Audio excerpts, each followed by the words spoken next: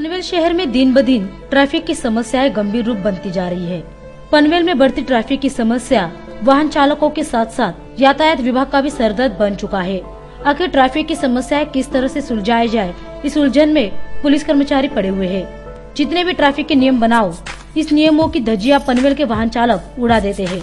ऐसा आरोप पनवेल पुलिस थाने के वरिष्ठ पुलिस निरीक्षक रमेश घडवले ने किया है। जुन्या पनवेल शहरामधली रस्ते फार लहान आहेत आणि त्यामुळे दुहेरी वाहतूक होऊ शकत नाही। त्यासाठी सिंगल वाहतूकचे आपण 5-7 वर्षापूर्वी नियम केलेले आहेत, राजपत्रात माहिती प्रसिद्ध केलेली आहे। असं असताना तिथे 2-2, 4-4 महिने पोलीस ठेवून सुद्धा काही लोक म्हणजे सर्रासपणे त्याचं उल्लंघन करतात आणि त्या नो एंट्रीतून प्रवास करतात। तर त्यांच्या विरुद्ध प्रत्येक वेळी सकाळ संध्याकाळ ज्यावेळी दिसतं मला त्यावेळी आम्ही कारवाई करतो, परंतु लोकांमध्ये ही जागरूकता निर्माण होत नहीं। उनका कहना है कि पनवेल शहर पुलिस थाने के सामने नो एंट्री का बोर्ड होने के बावजूद वाहन चालक नो एंट्री में घुसकर यह ट्रैफिक की समस्या निर्माण करते हैं, जिसके कारण इस रास्ते पर हमेशा ट्रैफिक होती है।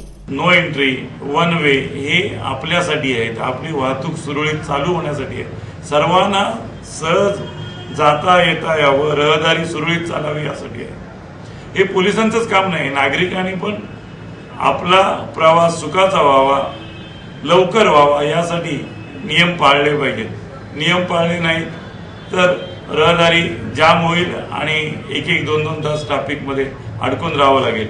त्यासाठी मी पुन्हा विनंती करतो की आपलं शहर आहे, आपली गाडी आहे, आपणच नियम पाळावेत आणि पोलिसांना कारवाई करण्यास भाग पाडू नये। बृहस्पतिवार को पनवेल पुलिस कर्मचारियों ने नो एंट्री में घुसने वाले वाहन चालकों पर कार्रवाई करते हुए उनसे हजारों रुपयों का जुर्माना वसूला। वाहन चालकों ने यदि वाहनों की नियमों का पालन नहीं किया तो आने वाले दिनों में ये ट्रैफिक की समस्या गंभीर रूप धारण कर सकती है। इसलिए वाहन चालकों को नियमों का पालन करना जरूरी है। दत्ता मोकल के साथ करनाला टीवी के लिए विक्रम बाबर की रिपोर्ट।